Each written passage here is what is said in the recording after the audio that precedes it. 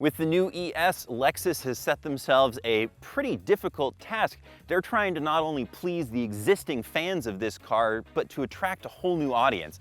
And to that end, they haven't just redesigned it to make it look sleeker and more aggressive. They've added a whole new trim level, the first ever Lexus ES 350 F Sport.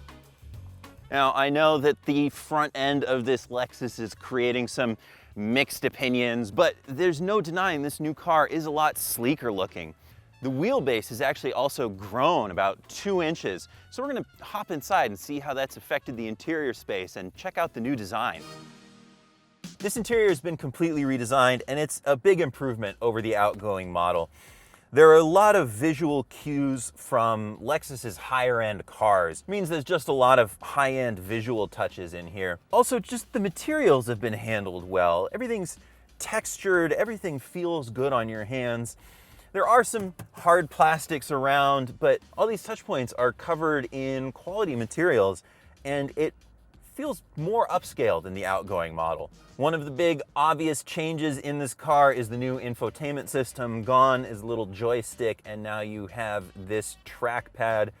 It's got its own drawbacks. There are things that I don't like about using this system. That said, it looks a lot better. This giant screen up here has some sharp graphics. It improves the look of the interior. The other upgrade you get here is Apple CarPlay. For the first time ever, a Lexus has Apple CarPlay.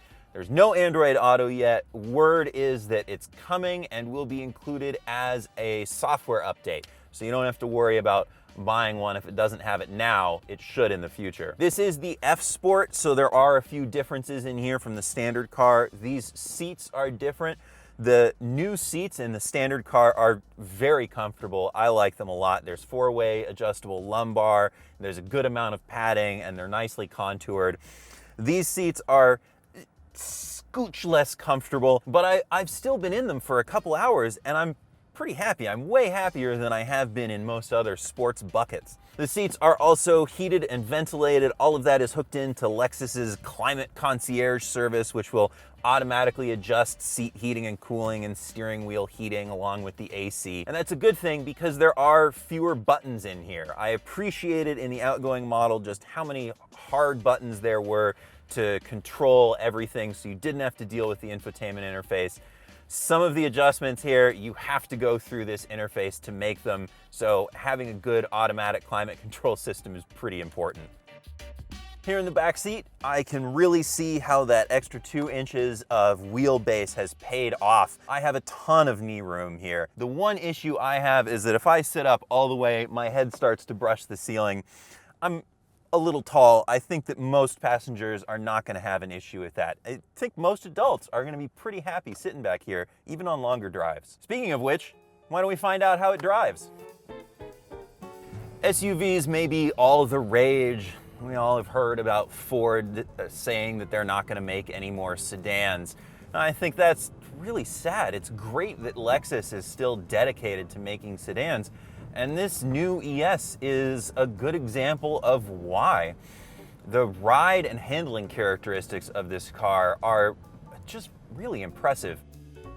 For this new ES, the V6 engine makes more power. It now makes 302 horsepower and gets from 0 to 60 in an estimated 6.6 seconds. The old 6-speed automatic has been replaced with a new 8-speed unit that also improves fuel economy. The new hybrid gets 15 extra horsepower for 215 total system, now coming in at 44 miles per gallon combined.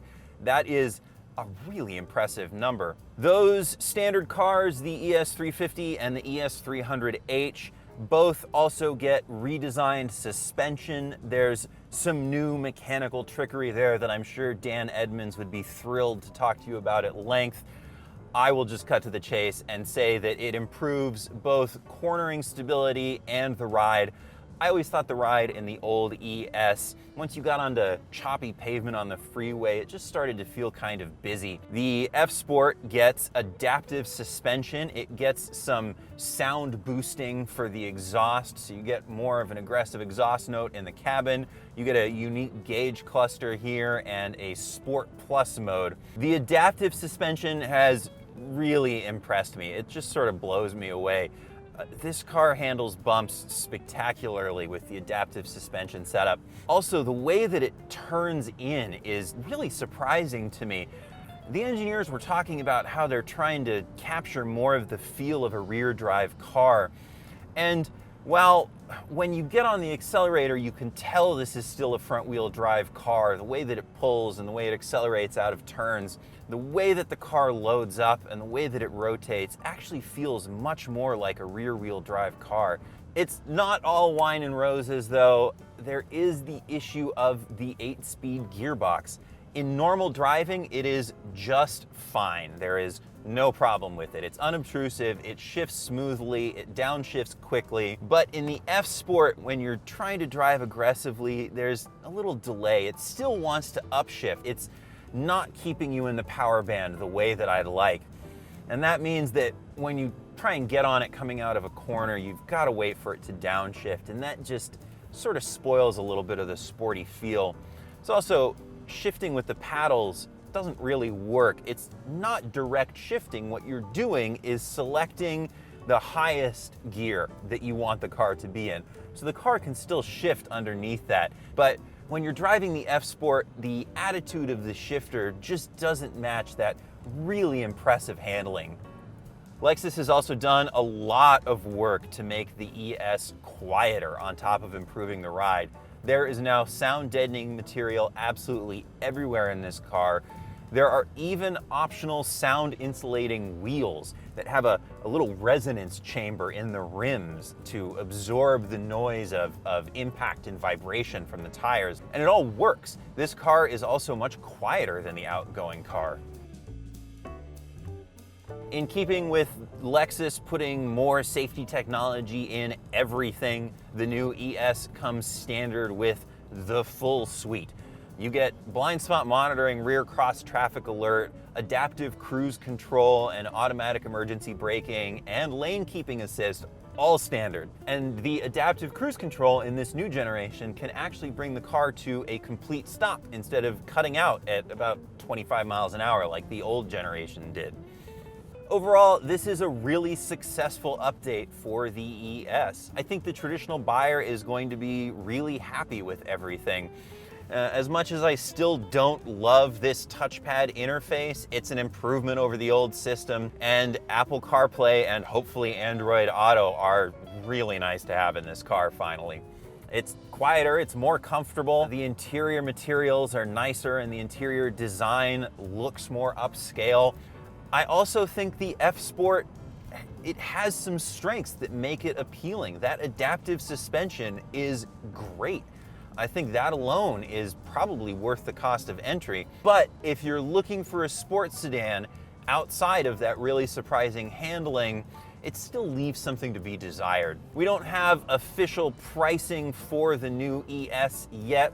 It should be about the same price as the outgoing model. They're saying about $39,000 MSRP. So expect it to play in that same range of about 40 to the mid 50s.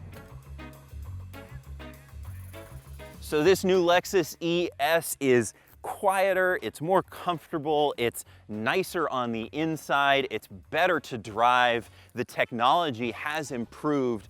I mean, really in every way, this is a better car than the outgoing ES. The F Sport handles really well, but that gearbox just holds it back a little bit. We'll know more when we finally get the new Lexus ES to our test track and do a full rating and review, and then we can give you our final verdict. For more information, be sure to stay tuned to Edmunds.com, and if you liked this video, subscribe to our YouTube channel.